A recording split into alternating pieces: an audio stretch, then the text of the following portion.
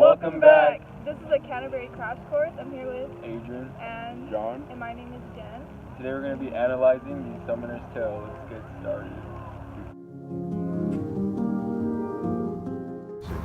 Now, before we fully analyze the Summoner's Tale, we first have to take a look at the historical time period in which it was written in order to understand the story. Throughout European history, the Catholic Church has held high power in society and contributed to almost all aspects of life in Europe until the Black Plague struck. After the Black Plague, many Europeans lost faith in the Catholic Church and began to view the institution as corrupt and deceitful. Biblical representations of the plague are often characterized as divine punishments set forth by God. Many saw the Church and God as a cure or aid to halt the progression of the plague, but since that didn't happen, many began to question the Church and God for not putting an end to the plague.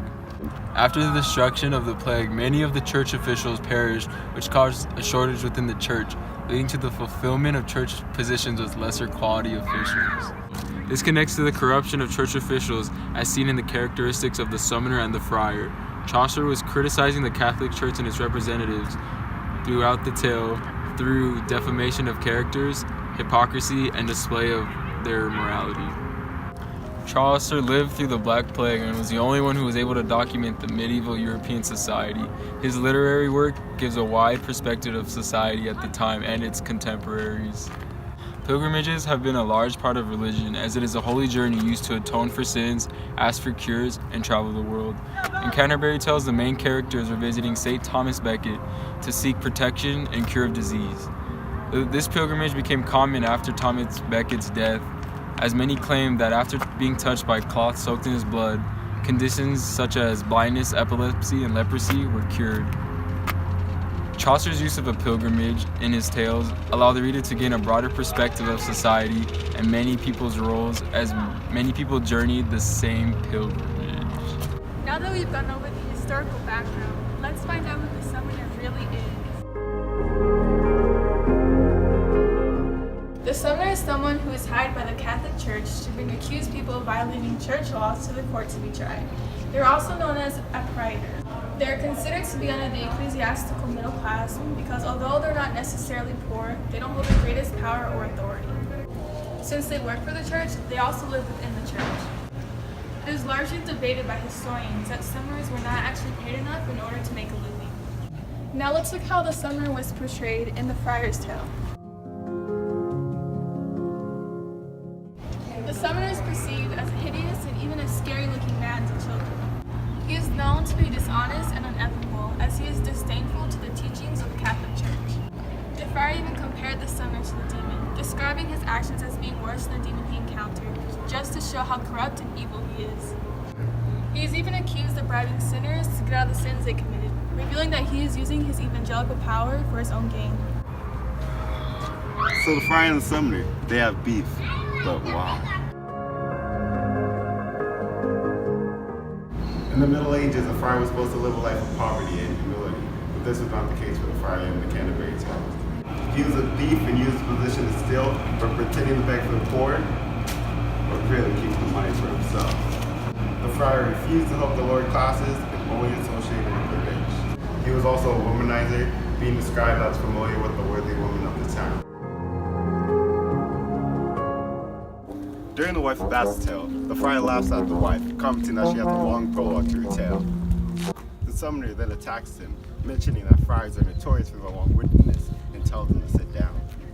The friar then vows to tell a malicious tale that will humiliate the summoner. Immediately after the wife of Bass's tale, the friar begins by saying, "By God, you can easily tell by the name that no good may be said of a summoner." The summoner then promises he will give revenge when it is his turn. The friar tells about a treacherous summoner who meets a demon on his path to steal from an old widow. The friar makes summoners out to be more evil than demons, and the demon refuses to take a poor man's belongings, and the summoner laughs at the demon's compassion. The tale ends with the demon taking the summoner to hell because he is unrepentant of his actions.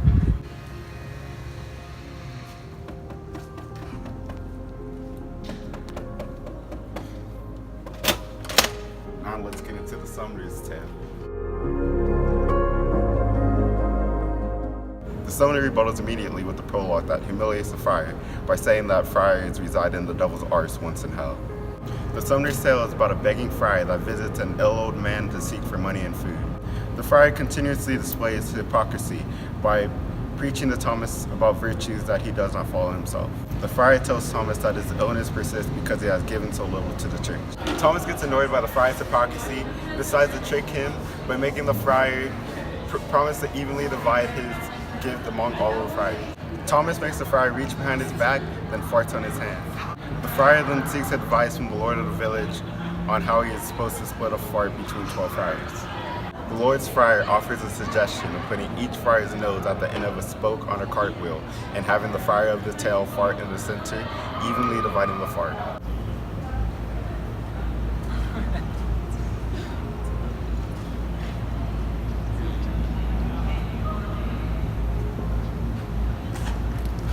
So let's take a look at how Chaucer uses symbolism and irony in the Summoner's Tale.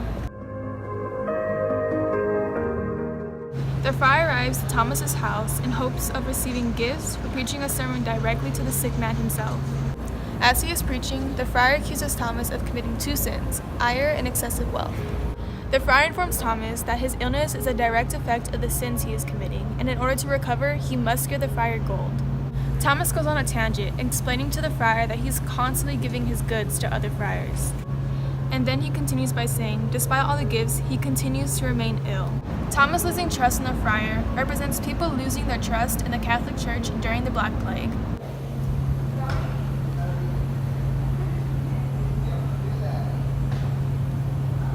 The entirety of the Summoner's Tale is dedicated to satirizing the friar and his actions through irony. Chaucer accentuates his long-wittedness and his endless amounts of hypocrisy. Long-windedness is a tendency of an individual to talk for a very long time in order to get across merely one point. A good example of this is a student who's writing a 10-page essay who doesn't include their thesis until the conclusion. The friar expresses this trait in the Summoner's Tale when he's preaching to Thomas for over 250 lines to simply tell him that he's committing two sins. This information could have been given in less than 100 lines, but the friar continuously brings up more and more scenarios before making his point.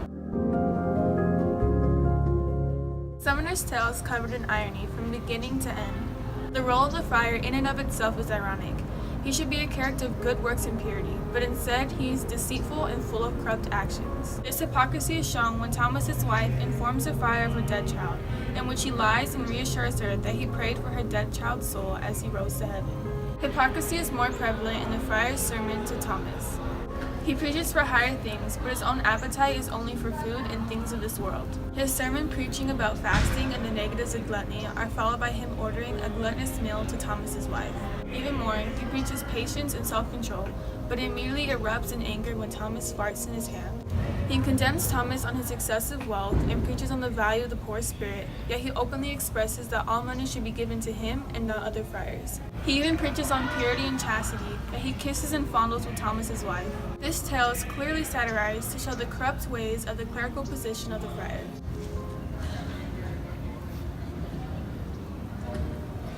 So what's the bigger picture? The Canterbury Tales uses its broad spectrum of characters to exhibit a variety of literary themes that were relevant in this time period. The difference in tones, themes, and narrators gives insight on the English life in the 14th century. These themes allow the audience to see the present problems and situations during those times. This is also very important as literature written during this time was very rare. The Summoner's Tale reflects the unspoken perception many had of the church at the time.